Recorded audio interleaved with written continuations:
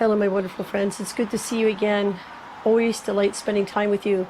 And I wanted to share some tips and some thoughts that have been successful for me for developing a more positive outlook in life that is actually successful to use versus wishful thinking, what have you. And although it might sound counterintuitive, things that you have to think about are why we are so resistant to creating a more successful and positive attitude towards life. And we all do it at one point or another. One of the most common things that there is the emotional protection.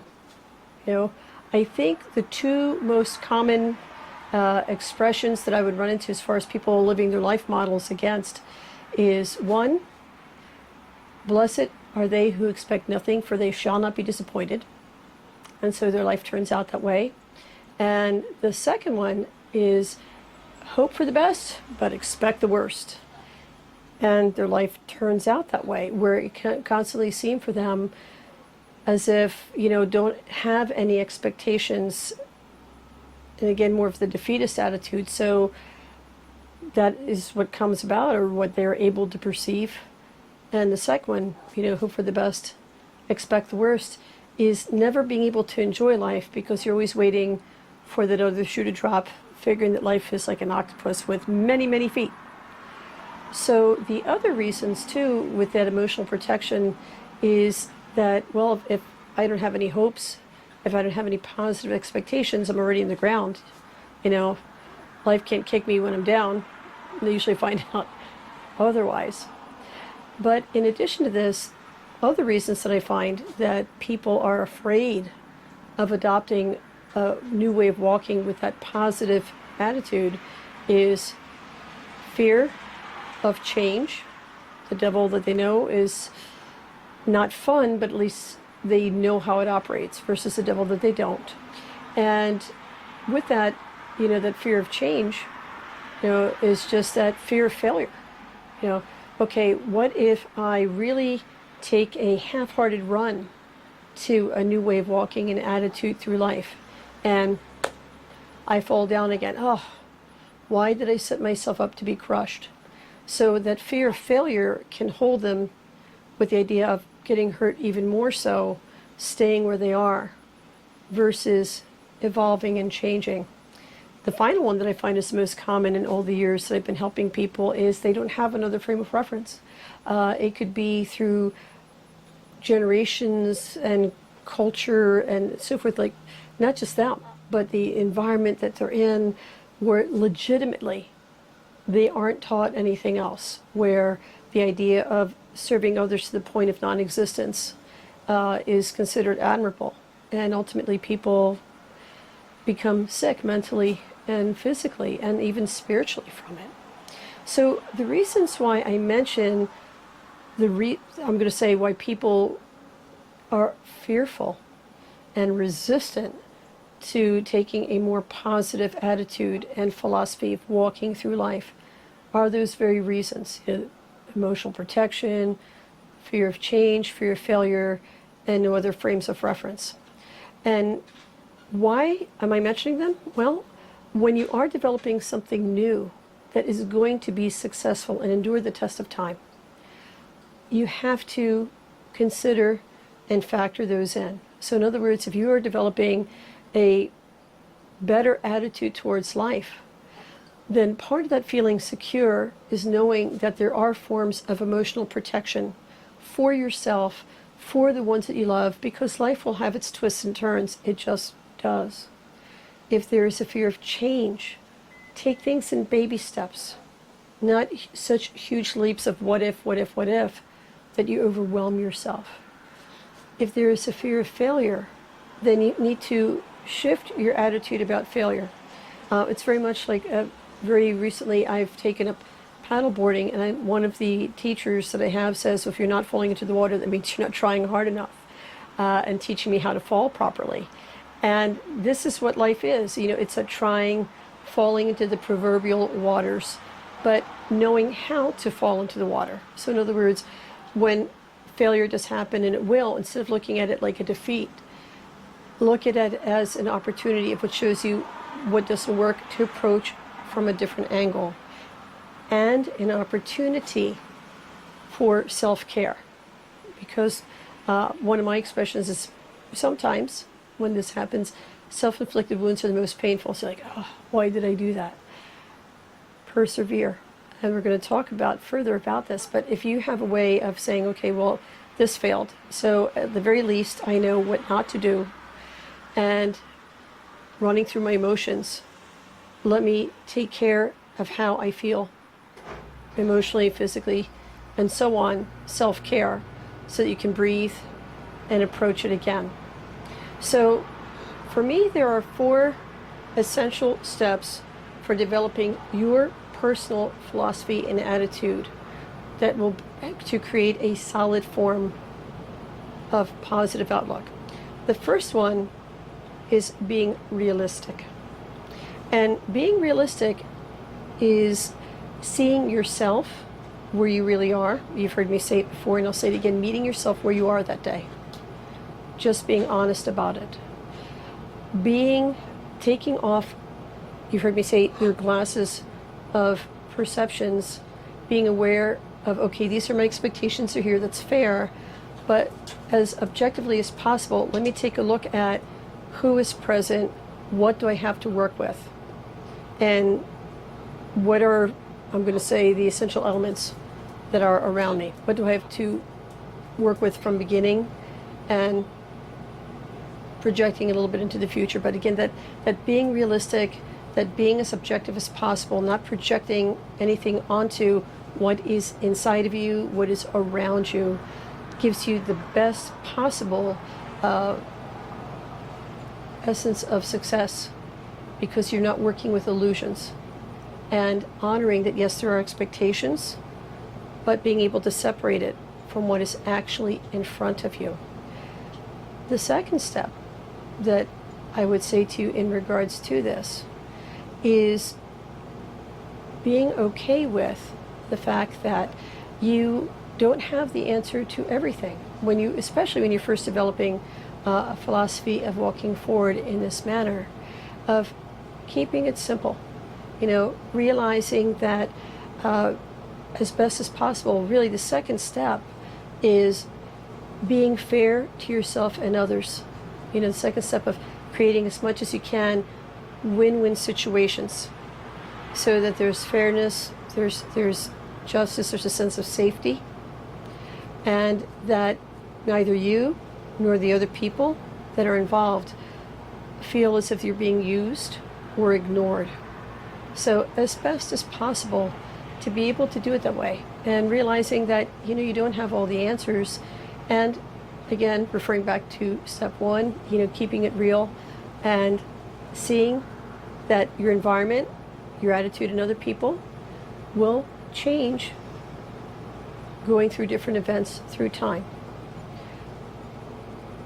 The third one that I would share with you is why I'd mentioned the initial part of that fear of failure, is that, yeah, there are going to be times it's just plain not going to work.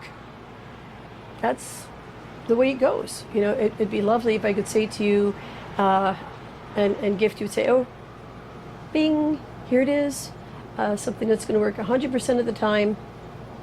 But that's not the way life works. If you, again, embrace failure, air quotes, as, okay, something didn't work, and put the boundaries with, just because something doesn't work is not a judgment or value statement on yourself as a human being, as to your worth, or potentially anybody else. It's just an acknowledgement. And there's 3 ways that this can go. The first one is walking into a situation or relationship and deciding that, what, it's just not feasible. This is not going to be working. It's not viable. There is nothing wrong that before even getting started saying, this is not going to work in relation to what I'm trying to create in my life, what it is I'd like to share with others, and what I need to ask of them so that I can feel supported, that I can feel a sense of healthy connection with them.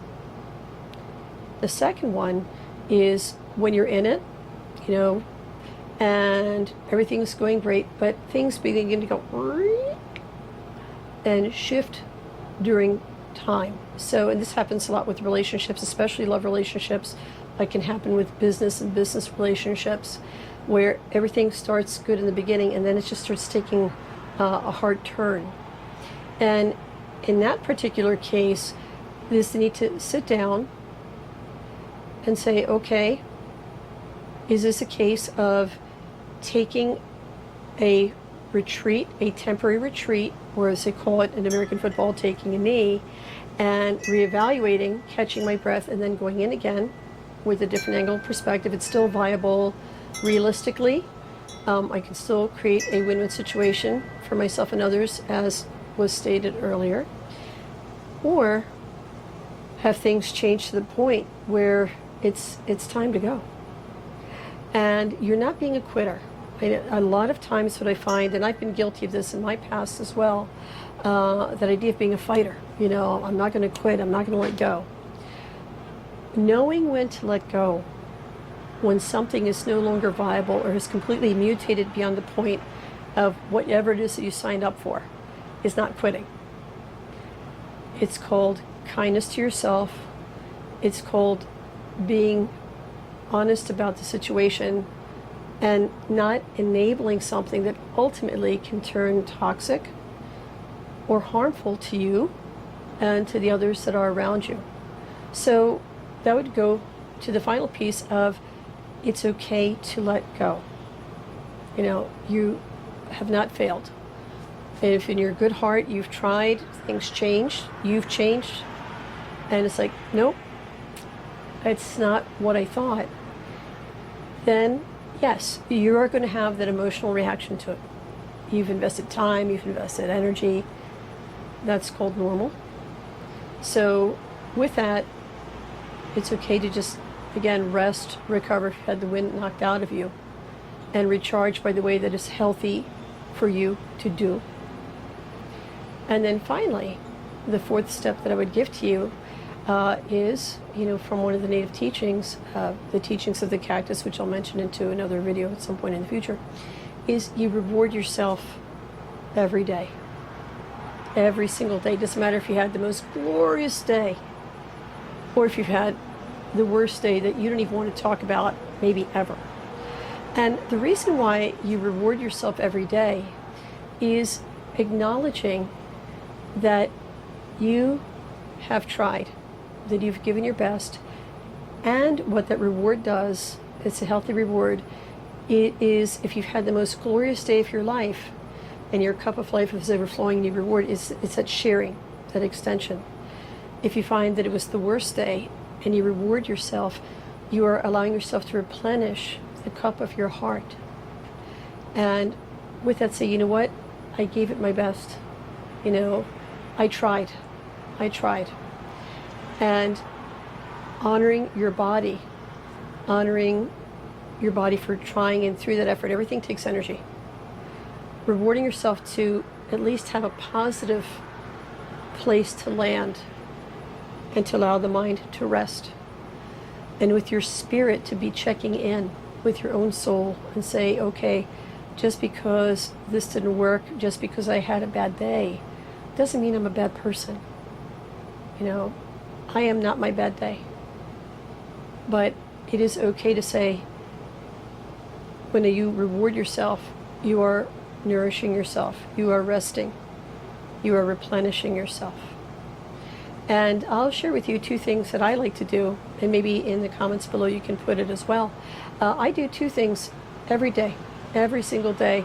The first one, believe it or not, is when I get up in the morning, I like to make my bed nice and tidy.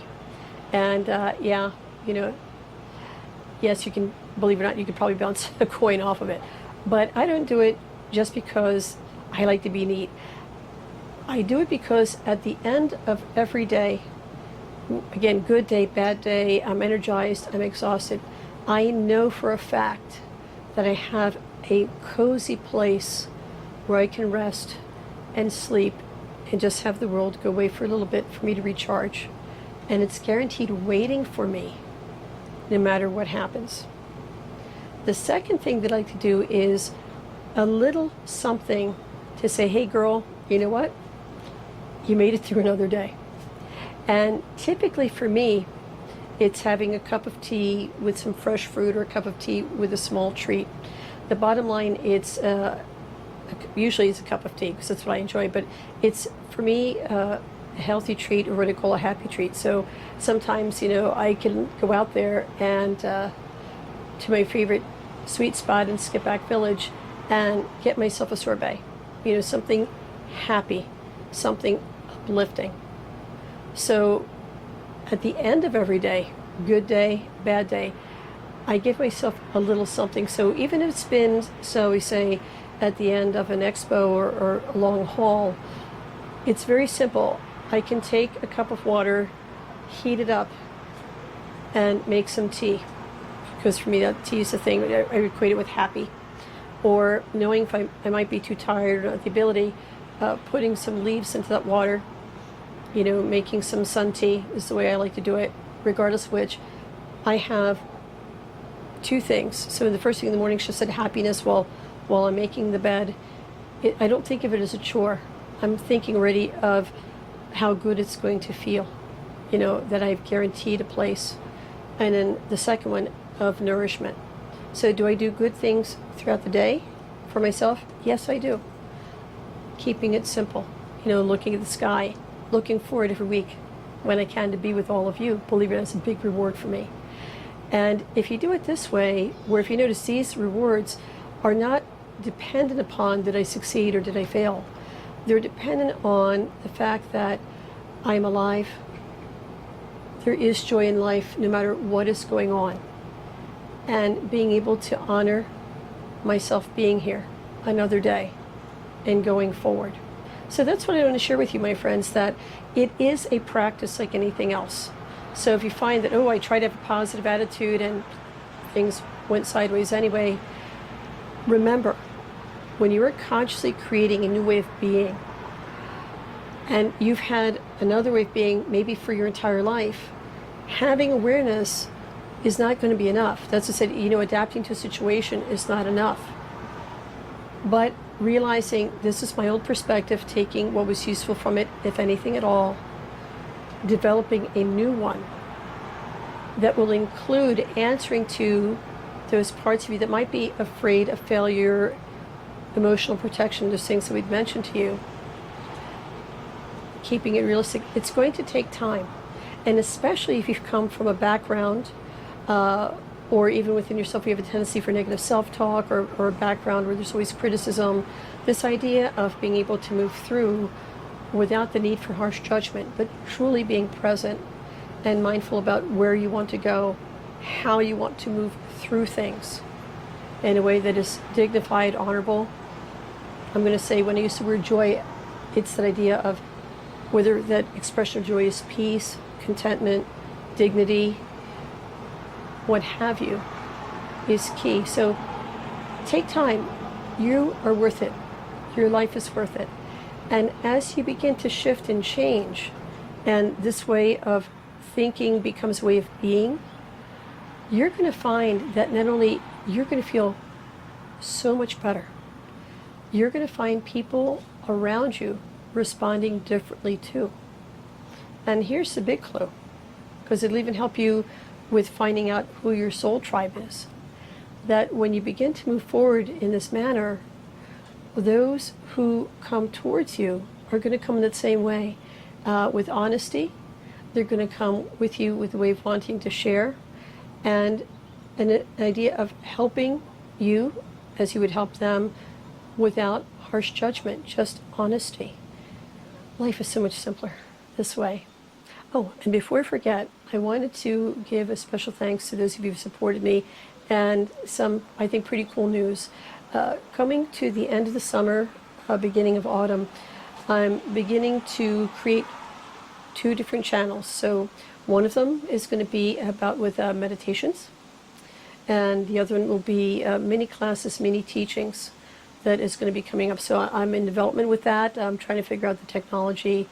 And so with that, if you wish to subscribe to those 2, I'll give you more information as we go along.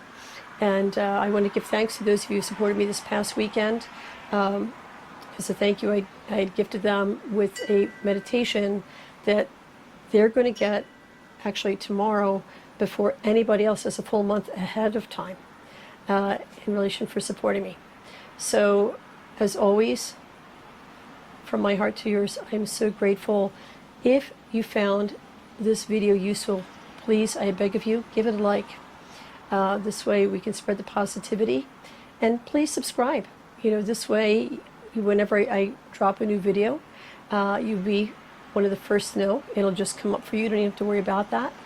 And I know it's such a delight to be with you. So again, from my heart to yours, the brightest of blessings. And Wanishi, until we have the pleasure of being together again, take care.